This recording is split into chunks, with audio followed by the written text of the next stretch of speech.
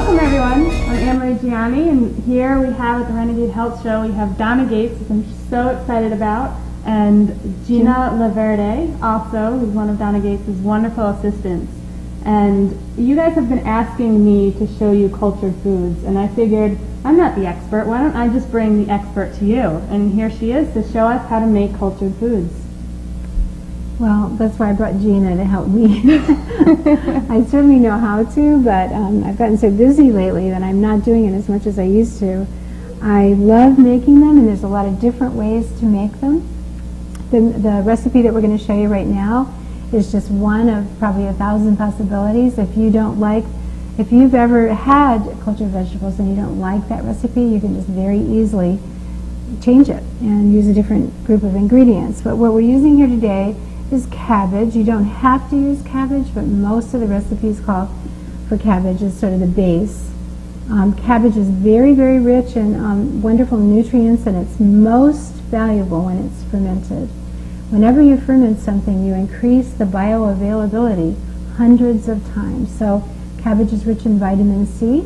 It's got cancer-preventing ingredients in it, and so you're increasing that hundreds of times by fermenting it. Another member of the cruciferous family is kale, which we're also putting in there. A lot of times I like to use the cabbage and the kale together because one's a light green, one's a dark green. So they just look pretty when you finish the recipe. And then carrots are great. These have not been peeled. They're organic.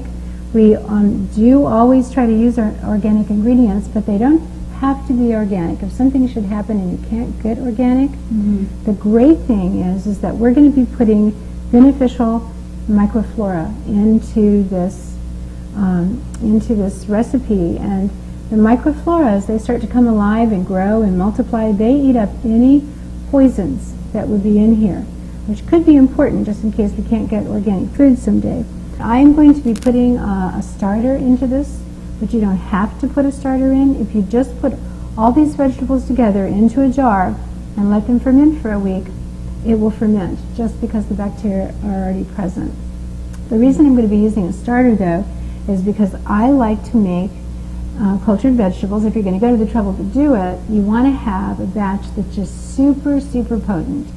And we can't see bacteria, fortunately. We wouldn't probably find this food very beautiful and delicious. All we would see is shapes if we saw bacteria, so we can't see them, fortunately. But they're very, very vital for our well-being. And so this is one of the most important foods you can eat. It's also a very economical food. So if you're concerned about money during these times, then who isn't? This does not cost very much at all. But I can't think of a food that you could put in your body that gives you more true medicinal food value. If you're spending money on supplements, you can probably drop half those supplements by eating real food, particularly if the food's been fermented. And if it's been broken down, and it's really easy to digest, and the easiest to digest of all foods are fermented foods. So we're going to take the basic recipe. Now, I've asked Gina to come along because Gina's been been on the BodyEcology diet for a couple of years now. She has recovered her son from autism by using BodyEcology raw. And fermented foods have been a very, very important part of in their family in helping her son recover. He loves them. And so she makes them, and she makes a very simple recipe, and she knows a lot about them. So I'm going to ask her to often interject as we're doing things. Like if anything pops into your mind, just say it, because I hope by the time this is over with, people will find that fermented foods are really important, and they'll add them to their diet. So I have your basic Cuisinart here, your food processor rather, and I don't usually use a food processor like this. I usually use something called a Roku, which is a commercial food processor that has a chute.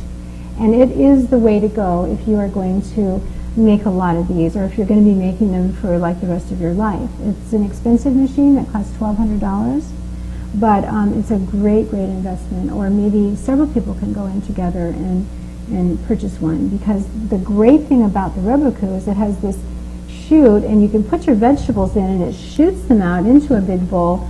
And you can go through 10 heads of cabbages in about less than 10 minutes. It's amazing. So it really saves you time. If you use a food processor, when the bowl gets filled up, you have to empty the bowl and, and start over again.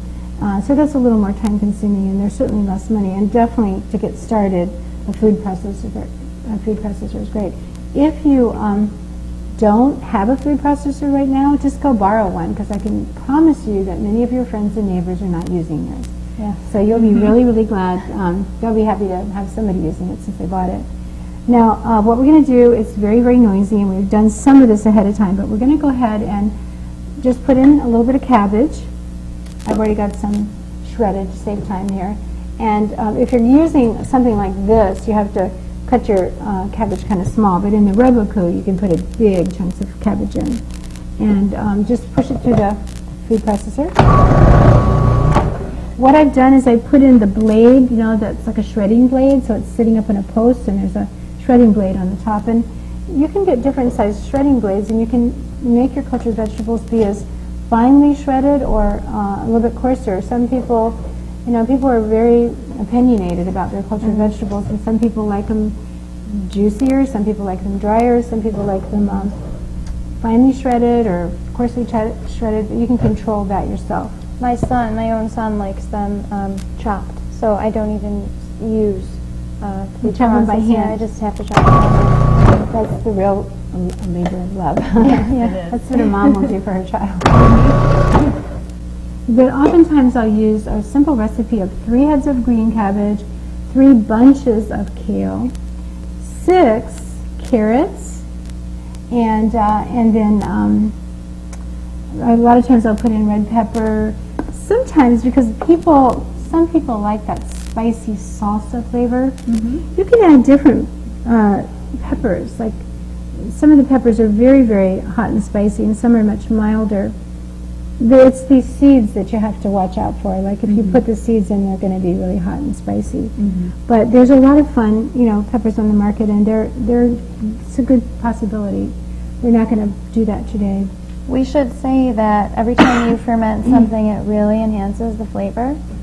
And so if you are going to add peppers, you really don't need a lot. A little goes a long way. That's true. Another thing to talk about too probably is garlic. Like garlic. Garlic is another one of those vegetables. If you put it in, a little bit will really strongly flavor. The whole flavor will dominate. With the garlic, if you use too much, even 2 or 3 cloves for 3 cabbage heads would be plenty. And I put the whole clove in. But one thing about garlic is it is an inhibitor of beneficial microflora, so it will slow down the fermentation process a little bit. Okay. So would you say it would take longer to ferment if you have garlic in your batch? I just don't think you'll end up with a product that has quite as much microflora in it. And what we're going for is a product with a lot of good beneficial bacteria.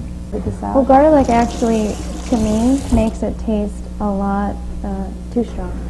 And so I really don't use garlic. So I know garlic is very healthy, but that's really good to learn that you don't really need it in your cultured No, veggies. it's good though. I mean, it's good for you. It's Yeah. really also, it's going to change the flavor. So we want, no matter what you make, it's going to be good for you. So we want people to enjoy their finished product. So they really do eat these. They're very sour, and we're not used to the sour flavor. We're used to having sweet and salty in our country here, but sour is a very important flavor to introduce into a meal. And when you have the sour flavor, it stimulates digestion, but it also dampens your desire for sweet, so you won't find yourself overeating on desserts. Okay guys, I hope you enjoyed that. Stay tuned for part 2. We have more of Donna Gates tomorrow. Your question of the day today is, what's your favorite vegetable to ferment? Post it down below. This is Gianni, and together we can help change the health of the world one show at a time.